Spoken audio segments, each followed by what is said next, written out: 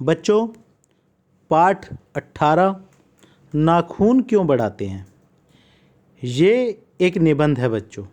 तो आइए समझते हैं कि नाखून क्यों बढ़ाते हैं, नाखूनों का महत्व क्या है।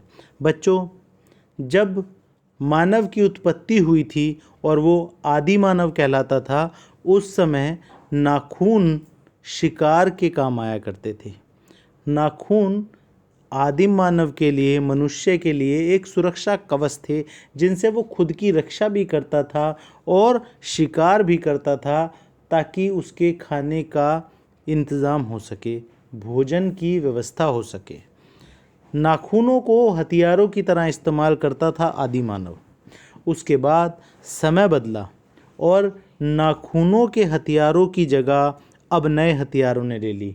पत्थर, हड्डी, बम, टैंक, परमाणु बम और अत्याधुनिक हथियार जब इस लड़ाई में आ गए, तो नाखून जो थे उन्होंने अपना स्वरूप बदला और वो रंग बिरंगे होकर मानव की सुंदरता को बढ़ाने का प्रतीक बनकर एक बार फिर लौट आए, फिर सामने आ गए, यानी कि ये लुप्त नहीं हुए।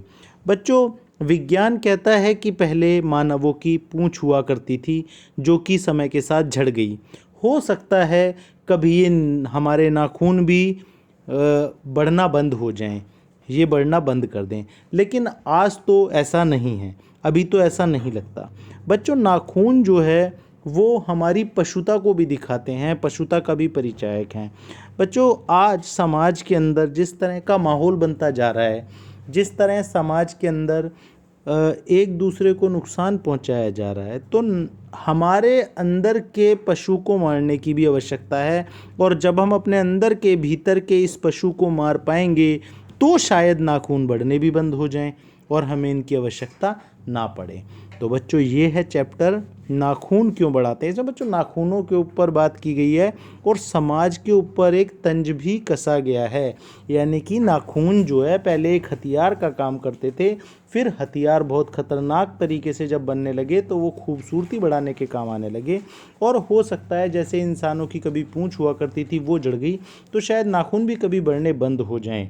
लेकिन ये ऐसा ही है कि आप अपने अंदर के जो पशुता है, आपके अंदर, इंसानों के अंदर जो पशुता है, आप देखते हैं लड़ाई झगड़े दंगे, एक दूसरे के प्रति घृणा नफरत, जो मनुष्य अमानुष होते जा रहे हैं, अगर वो पशुता को छोड़ दें तो शायद नाखून बढ़ने भी बंद हो जाएं।